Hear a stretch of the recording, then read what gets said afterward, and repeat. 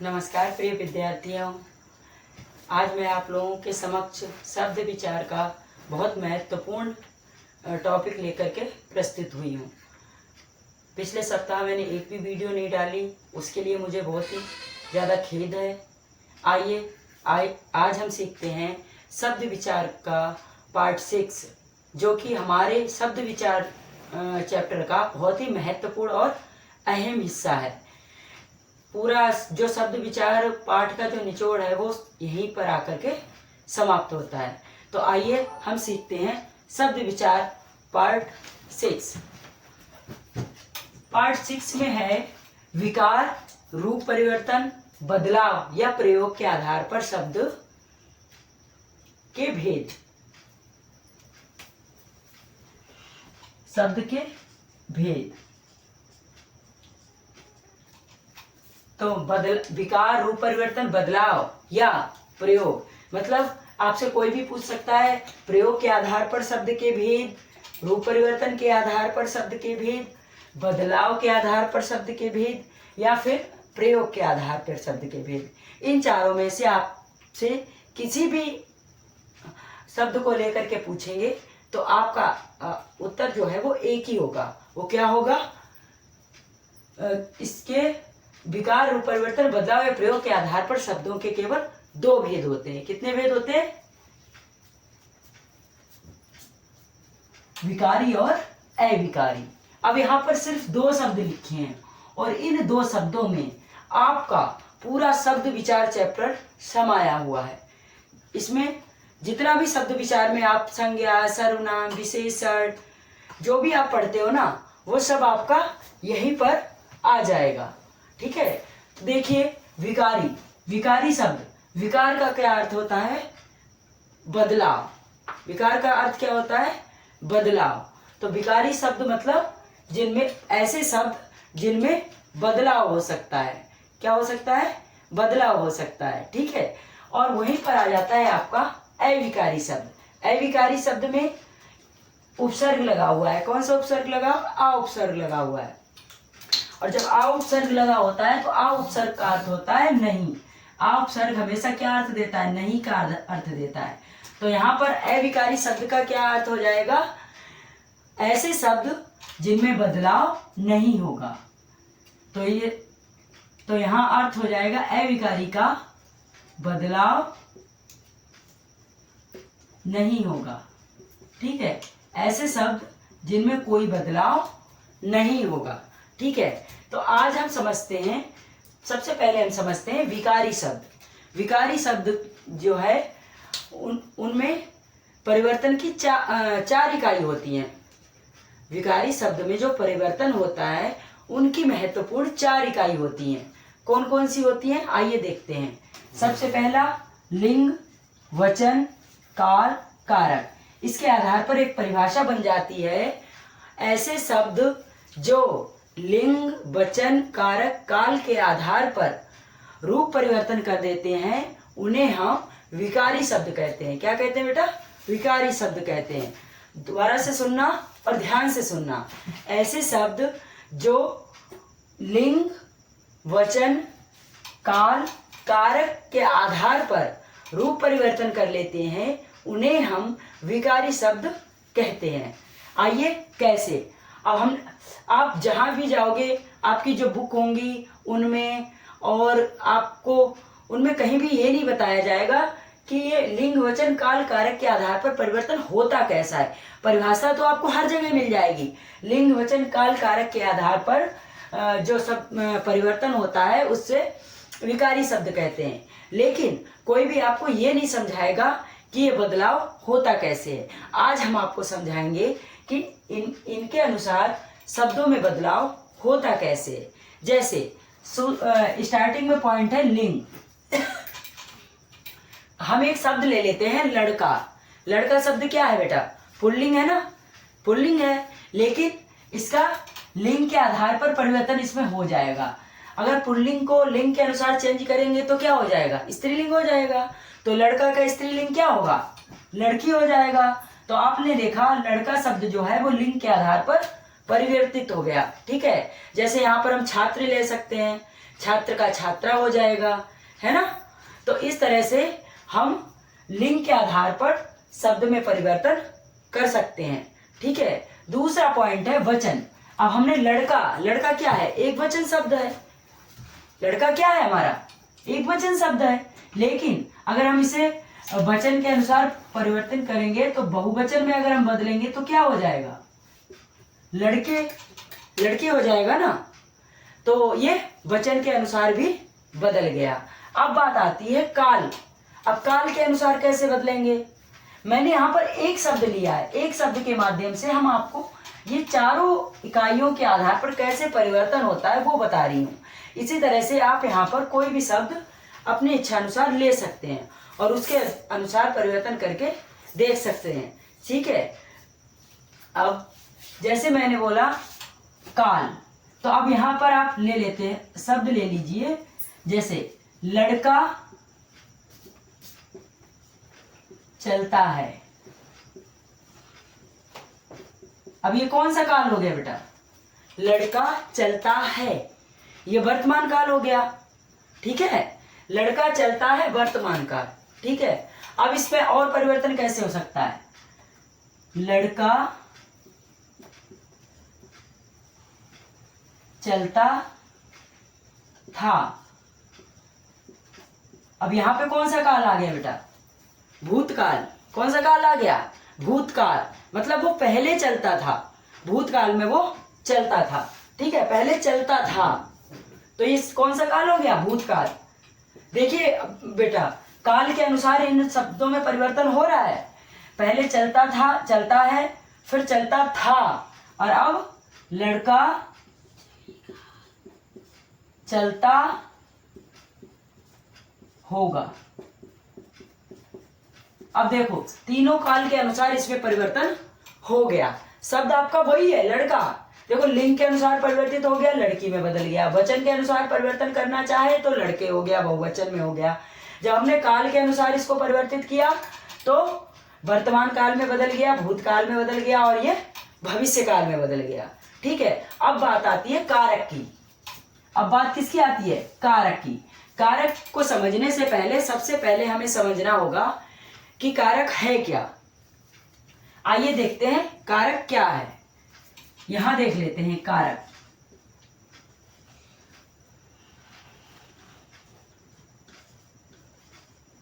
तो आइए कर्ता की क्या विभक्ति है, कर्ता ने कर्म को करण से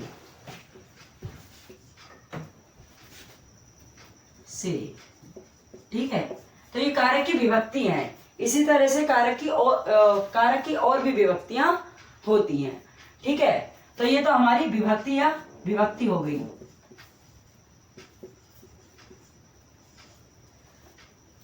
हमारा जो कारक होता है उसकी विभक्तियां होती हैं, तो ये कारक की क्या हो गई, विभक्ति हो गई, ठीक है। और इन्हीं से संबंधित विभक्तियां हैं। कर्ता में ने विभक्ति का प्रयोग होता है, कर्म में को विभक्ति का प्रयोग होता है, करण से,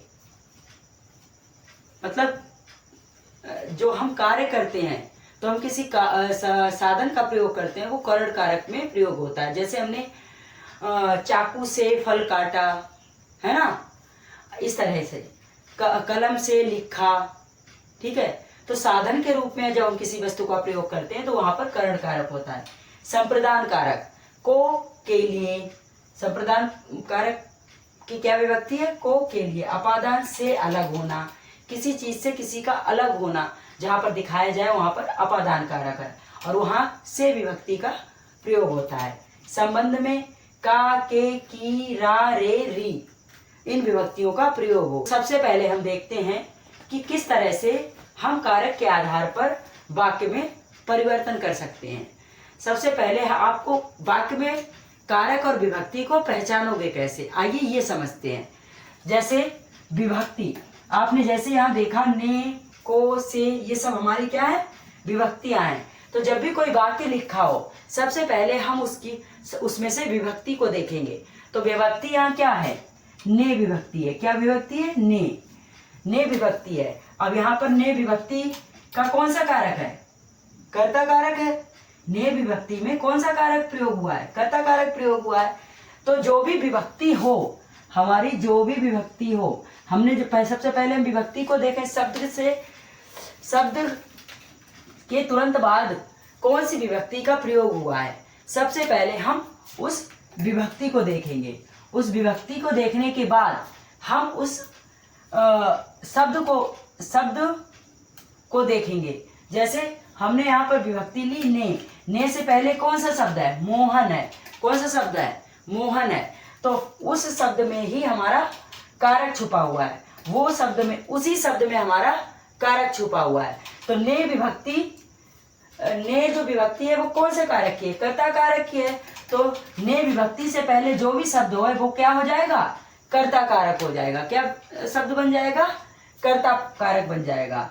मतलब हम सबसे पहले अपनी विभक्ति को पहचानेंगे। विभक्ति से पहले जो भी हमारा शब्द है, विभक्ति से पहले जो भी हमारा शब्द है, उसी में हमारा कारक छिपा हुआ है। उसी में हमारा कारक छिपा हुआ है। ठीक है। तो यहाँ हमने ने विभक्ति को पहचाना। तो सबसे पहले हम ने विभक्ति किसका साइन है? कर्ता कारक का। तो ने विभक्ति से पहले मोहन है, तो मोहन हमारा क्या हो जाएगा? कर्ता हो जाएगा। अब हम इसकी दूसरी विभक्ति देखेंगे, को विभक्ति। को विभक्ति किसका पहचान करवाती है? कर्म। को से किसकी पहचान होती है? कर्म की। को जो है वो कर्म कारक की विभक्ति है। तो को से पहले कौन सा शब्द है? सोहन है। तो सोहन हमारा क्या हो जाएगा? कर्म हो जाएगा। क्या हो जाएगा बेटा? कर्म हो जाएगा। तो सबसे पहले हमें विभक्तियों को देखना पड़ेगा। विभक्तियों से पहले जो भी शब्द हो तो वो जिस कारक की विभक्ति है वही कारक उस शब्द में प्रयोग किया जाएगा। ठीक है। तो यह कर्म कारक हो गया। अब यहाँ आया मोहन ने सोहन को पत्र लिखा। तो यहाँ हमारा कर्ता मोहन है। मोहन ने किसको पत्र लिखा? सोहन को लिखा। तो सोहन हमारा क्या हो जाएगा? कर्म बन जाएगा। अब हम इसमें परिवर्तन कैसे करेंगे वो देखो। अब हम इन्हीं शब्दों का हेर फेर कर देते हैं। जैसे सोहन बाद में लिखा था, तो सोहन को हम पहले ले आए। पहले पत्र किसने लिखा था? मोहन ने। अब पत्र कौन लिखेगा? सोहन लिखेगा। तो सोहन ने मोहन को पत्र लिखा। तो अब सोहन क्या बन जाएगा हमारा? सोहन के बाद में कौन सी विभक्ति है? ने है। तो ने विभक्ति से पहले कौन सा शब्द है? सोहन है। तो सोहन हमारा क्या बन जाएगा? कर्ता। क्योंकि ने किसका साइन है? कर्ता कारक का। तो सोहन हमारा कर्ता हो जाएगा। को किसका है? कर्म का। तो मोहन हमारा क्या हो जाएगा? कर्म कारक। अब यहाँ पर आप लोगों ने देखा किस प्रकार कारक के आधार पर शब्दों में परिवर्तन हो गया है ना। जैसे ही हमने शब्द इधर उधर किए, जैसे ही हमारी विभक्ति परिवर्तित हुई, जैसे ही हमारे शब्द परिवर्तित हुए, हमारा जो है कारक वो परिवर्तित हो गया है ना। कारक के आधार पर भी शब्दों में परिवर्तन हो जाता है। जैसे ही हमने कारक को इधर से उधर किया और हमारा परिवर्तन हो गया। पहले मोहन करता था और दूसरे वाक्य में मोहन क्या बन गया? सोहन। पहले में मोहन करता था है ना, लेकिन दूसरे वाले वाक्य में सोहन कर्ता बन गया। यहाँ सोहन कर्म था, यहाँ मोहन कर्म बन गया है ना। तो इस तरह से हमने देखा किस तरह से कारक के आधार पर शब्दों में कारक के आधार पर जो है वो शब्दों में परिवर्तन हो गया है ना। तो हम वाक्य में कारक के आधार पर भी परिवर्तन कर सकते हैं। इतनी बात आप लोगों को समझ में आ गई? उम्मीद है आप लोगों को ये चीज समझ में आई होगी। एक बार फिर से हम रिवीजन कर लेते हैं। जैसे लड़का शब्द था तो इसको लिंग के आधार पर चेंज किया तो लड़की बन गया, वचन के आधार पर चेंज किया तो लड़के बन गया, और जब हमने इसको काल के आधार पर चेंज किया तो चलता है, ये परिवर्तन हो गया, वर्तमान काल में आ गया। दोबारा लड़का चलता था, भूतकाल में चला गया, लड़का चलता होगा, भविष्य काल में चला गया। इस तरह से इसमें परिवर्तन हो गया। ठीक है, फिर बचा हमारा कारक। कारक के आधार पर भी हमारे शब्दों में कारक के आधार पर भी हमारे वाक्य में परिवर्तन हो गया। जैसे पहले मोहन ने सोहन को पत्र लिखा। यहाँ पर मोहन करता था, ने से पहले जो भी शब्द होगा वो हमारा क्या बन जाएगा, कर्ता कारक। क्योंकि कर्ता कारक की विभक्ति ने है, तो ने से पहले जो भी शब्द होगा वो कर्ता कारक। तो मोहन कर्ता कारक और सोहन जो था वो कर्म, क्योंकि कर्म की विभक्ति है को, तो को विभक्ति से पहले जो भी शब्द है वो कर्म कारक हो गया। तो यहाँ पर मोहन करता था, सोहन कर्म था, लेकिन जैसे ही हमने शब्दों का हेर फेर किया तो सोहन कर्ता बन गया और मोहन कर्म बन गया। इस तरह से इस वाक्य में परिवर्तन हो गया। आइए अब हम, अच्छा ये जो हमारे जो कारक है ना, इनको याद करने के लिए एक ट्रिक है। ऐसे याद कर सकते हो आप, कर्ता ने कर्म को करण से संप्रदान के लिए अपादान से अलग होना काके रारी में पर हे अरे ओ। इस तरह से आप इसको एक लय में सॉन्ग की तरह अच्छे से याद कर सकते हो, है ना। तो अब आइए, हमारा जो शब्द कोश है, शब्द भंडार जो है वो बहुत बड़ा है। अब आपने ये तो सीख लिया कि विकारी शब्द वो हैं जो लिंग, वचन, काल और कारक के आधार पर परिवर्तित होते हैं, लेकिन क्या हम हर शब्द के साथ लिंग, वचन, काल, कारक यूज करके प्रयोग करेंगे? तो ऐसे अगर हमारे 5 शब्द आ गए तो हम इनको प्रयोग करके देखते रहेंगे और हमारा समय बहुत ज्यादा व्यतीत हो जाएगा। तो हम इस लंबे प्रोसेस की बजाय छोटी ऐसी कौन सी ट्रिक है जिसके माध्यम से हम विकारी शब्दों को पहचान सकें? तो आइए आगे हम वो ट्रिक सीखते हैं कि किस तरह से हम आसानी से विकारी शब्दों को पहचान सकते हैं।